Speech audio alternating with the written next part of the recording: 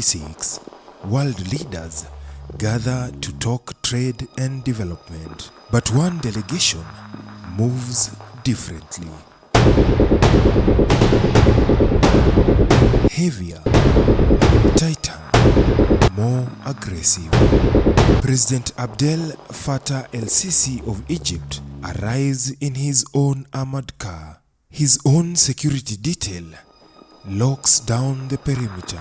Kenyan officers, close but in reality kept at an arm's length. Even the Kenyan ADC assigned to him is forced to stand meters away. This is not standard protocol. This is a statement. El-Sisi's security men are known across Africa as enforcers, not just protectors. At KICC Nairobi, during the Africa Forward Summit, a bodyguard mistook the Senegalese president for a bystander and tried to block him. When they tried the same with Uganda's Yoweri Museveni, Ugandan security reportedly hassled them. One witness joked they were nearly thrown through the window. But many host countries do not push back. The fear is real.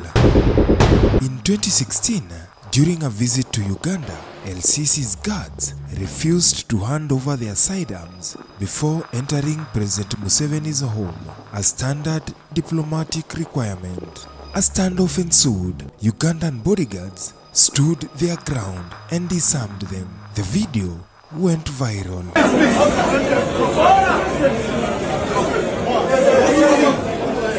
Egyptians mocked their own president online. لك يا سيسي انت غبي، انت اتخضيت يا سيسي. شيروا الفيديو ده في كل مكان. هاشتاج جاك الدور يا ديكتاتور. But the incident did not change Egypt's doctrine. It only confirmed it. To understand El-Sisi's security, you must go back to moments that scarred Egypt's psyche. 1981, President Anwar Sadat was shot dead in Cairo by his own soldiers during a military parade. As his vehicle is passing in front of the tribune, he forces the driver at gunpoint to stop.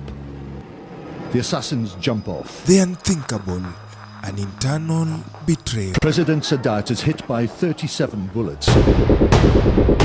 1995, Hosni Mubarak survives an ambush in Addis Ababa. Gunmen open fire on his convoy. After Addis Ababa,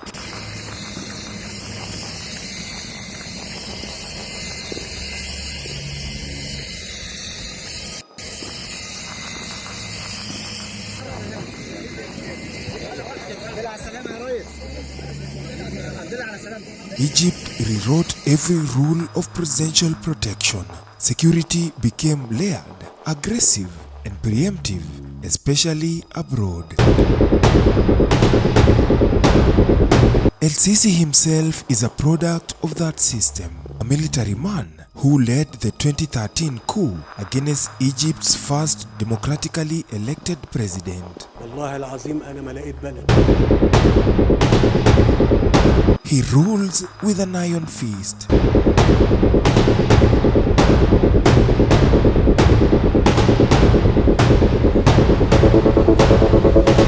But his greatest fear is not just an assassin, it is a coup. To prevent that, successive Egyptian rulers have purposely fragmented the security sector.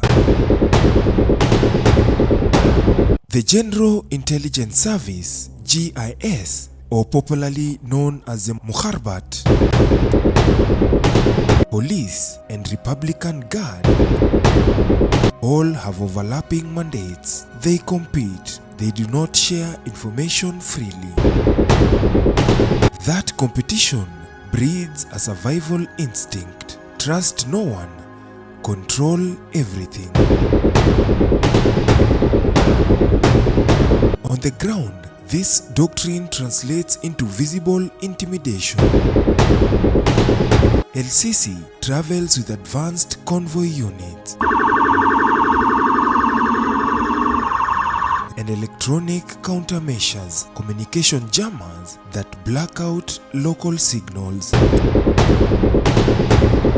His bodyguards are trained to treat every crowd as a potential threat, every host officer as an unknown variable. They do not ask for permission, they impose their perimeter.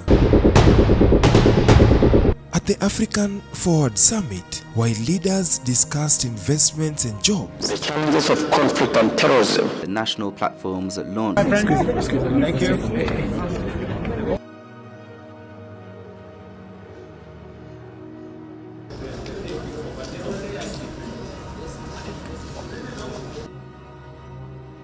the gap in security philosophies was stark. Some presidents move with light protection. Egypt moves like a fortress. The message is clear. We have survived assassinations and coup attempts. We will not be the next headline. But the security bubble also isolates. It creates friction with allies, and it raises a quiet question. Is the leader who needs this much protection truly in control or held hostage by his own history? The heavy security around Abdel Fattah El-Sisi is not just about him. It is about Sadat's blood on the parade ground, Mubarak's near miss in Addis Ababa, and a system built to survive even at the cost of bullying allies.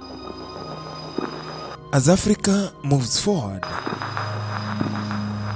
this old ghost still ride in the backseat, an armored car with flags flying.